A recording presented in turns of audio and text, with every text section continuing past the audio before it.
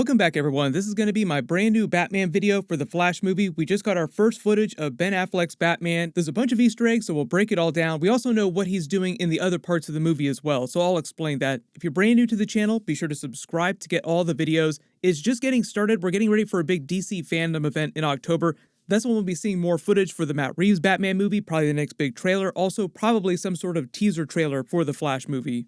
I'll also explain what's going on during the timeline of the Flash movie here and where this fits in relative to the Justice League Snyder Cut ending scenes, the epilogue, the post-credit scenes, because they had that whole epilogue showing all the characters and what they were doing next, right after the events of the movie. And even though I think everybody understands this, if it wasn't clear, the Flash movie is directly connected to the Zack Snyder DC movies like Justice League, Batman v Superman, Man of Steel, so that's the whole reason that they're bringing Ben Affleck's Batman back, because they're also doing a Flashpoint story, so I know there's a lot of questions about how much of the Flashpoint story they're doing. But if you weren't aware, they've been filming the Flash movie for a good long while now. We've got a whole bunch of teasers and scenes so far. I've done a couple videos for those, so I'll put links in the description below. We've seen Ezra Miller's Flash inside Michael Keaton's Batcave, just freaking out like, wait a minute, what's going on? Where am I? But what's happening in these new Ben Affleck Batman scenes that they just released during the Flash movies, he's chasing down these criminals, driving this military spec Humvee through the streets of Gotham City. If you couldn't tell from the architecture, this is meant to be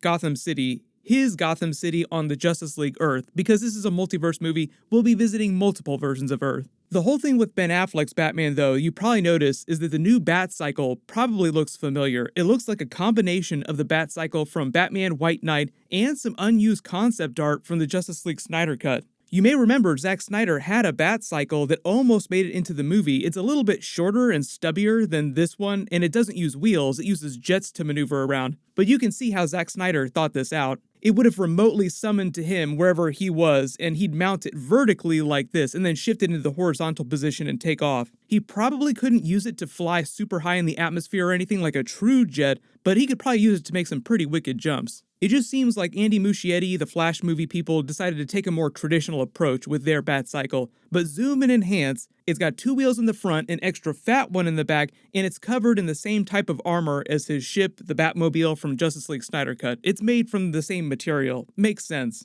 There was also the very Frank Miller Dark Knight Returns Bat Tank from the end of the Justice League Snyder Cut too. You have to imagine that that exists somewhere in this world too. The version of the Batman suit that it looks like he's wearing is a slightly tuned up hybrid of his Batman v Superman leather armor suit, the Frank Miller looking Dark Knight Returns suit, and the hardcore armor suit from Justice League. Like a lighter weight suit with extra armor laid on top to protect his arms, back, exposed areas while he's riding the Bat-Cycle. You can also see the scaled looking armor plating protecting his spine and his back. And even though you don't see his cape, he could be going capeless, yes, but my early guesses is that they're just doing the cape as a special effect because it's easier to film that way. They're also doing the exact same thing for Supergirl's cape in the movie too. If you haven't seen the Supergirl scenes that were released earlier this year, you can see her during a couple different scenes, a fight scene and then just a regular scene of her floating in the air, and while she's on the wires here being hoisted up as if she were flying, there's a couple of these moments where she doesn't have a cape on set, just because they're going to add it with special effects later. If you don't remember, Zack Snyder often did the same thing for Henry Cavill's Superman scenes when he was doing a fight scene or there was a lot of action. He would just go capeless and then add the cape later with special effects. The design language of her Superman suit, her crest, is the same as Henry Cavill's Superman. It just tunes slightly differently, and the color scheme of her suit looks a little bit more like the Injustice Supergirl suit. They haven't completely explained whether or not she comes from Michael Keaton Batman Earth, or if she's going to come from somewhere else in the multiverse, or if she comes from the main Justice League Earth. We'll probably find out about that when they release the first trailer. The reason why I think this Ben Affleck scene might be happening earlier in the movie is just because I think they want to show you that things for Ben Affleck's Batman after the events of the Justice League Snyder Cut post-credit scene are just business as usual in Gotham. Like, they're not going to do any of the huge overarching plot from the Justice League sequels in the Flash movie, like the big dark side stuff that they were teasing. They'll probably reference some of the previous adventures they had, like fighting aliens just a little while ago.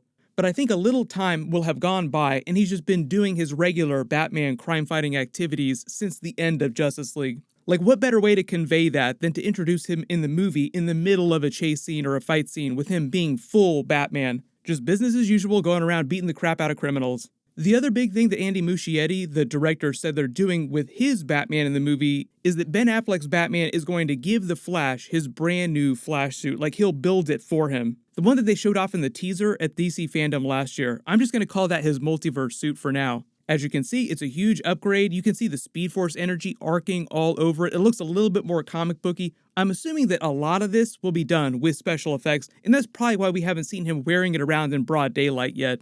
They also said that Ben Affleck's Batman has this huge emotional component in the movie. My assumption is that that's part of the Flashpoint storyline with the death of Barry's mother, because Batman lost both of his parents, and obviously because we have Michael Keaton's Batman, who has pretty much the exact same backstory. He lost both his parents as well in Crime Alley, just like Ben Affleck's Batman. I don't know if they're going to do the actual letter scene to sort of tag things at the end from the comic book and the animated Justice League Flashpoint movie, but in that original story, it was Thomas Wayne, his father, Batman's father, who wrote him the letter. What they might wind up doing, early theory, is that they'll just do a twist on that where Michael Keaton's older Batman writes his younger self, Ben Affleck's Batman, a version of that letter. Why is old Batman writing his younger self some advice on life? I know a lot of people are wondering if this is going to be Ben Affleck's last time as Batman. My assumption now is never say never, but I think for now they'll just end the movie. He will still be Batman on the main Justice League Earth. It's not like they're going to kill him off or retcon him or anything like that, so I wouldn't worry about that kind of stuff. You may remember just a little while ago too, there was a bunch of special trailer footage that leaked out. And yes, I did see it, but I can't put it in this video. It just shows the Flash in his new Flash suit teaming up with Michael Keaton's Batman, who's in a version of the Batpod, his jet from the Batman 1989 movie, also with Supergirl, all of them teaming up for a big fight scene. There were a lot of other scenes that they showed inside Michael Keaton's Batcave with them walking around. It looks like an upgraded version of the Batcave scenes from the Batman 1989 movie, as you would expect. I think they'll release that footage at the new DC Fandome event happening in October this year. This is him as Bruce Wayne towards the end of the movie at the Central City Courthouse steps as Ezra Miller's Flash comes out with Iris West at the end of his father's trial and after they've cleared his name in the death of Barry's mother, because that's obviously a big part of the film too. Barry's still trying to get his father out of prison. Supergirl is also here in this scene too. Barry seems happy. That's why everyone thinks this is from later in the movie as opposed to the beginning of the movie. If you're not a car person either, that new car that Michael Keaton's Bruce Wayne is driving, this is a brand new Mercedes Maybach model. So Batman driving really expensive, really cool cars has always been a thing. Michael Keaton's Batman obviously coming from the Earth where all the Tim Burton Batman movies took place. I'm just going to call that the Burtonverse for now. We could also call that Earth 89. That's what they did during Crisis on Infinite Earths. And because of the Ezra Miller, Grant Gustin crossover scene from Crisis on Infinite Earths, you could say that all of that is canon to the Justice League multiverse that they're doing in the Flash movie. Everything is canon now because of the multiverse. We joke, but that's kind of the concept that they were talking about during the last big DC Fandome event last year, when they released the first teaser trailer for the movie. During that Crisis on Infinite Earth scene, they just had a Michael Keaton Batman Earth 89 cameo scene. That was Robert Wool's Alexander Knox from the Batman 1989 movie reading the Gotham Globe newspaper from the movie. There were also a bunch of other scenes and big Easter eggs that didn't make it into the actual episodes, like this other newspaper saying that he was about to get married to Selena Kyle's Catwoman.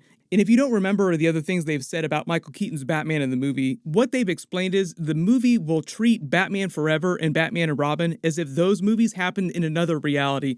They're just using the events of the Tim Burton Batman movies for Michael Keaton's Batman continuity in his timeline. Maybe if things go well, they do more sequels to the Flash movie, we'll see more Michael Keaton Batman characters from his Earth come back. Like Michelle Pfeiffer made it seem like she would love to come back as Catwoman, but I don't think that she's supposed to be in this new Flash movie. Right now, the movie's scheduled to come out in November next year, so we'll see more trailers and footage later this year, and also a lot of footage for the Matt Reeves Batman movie.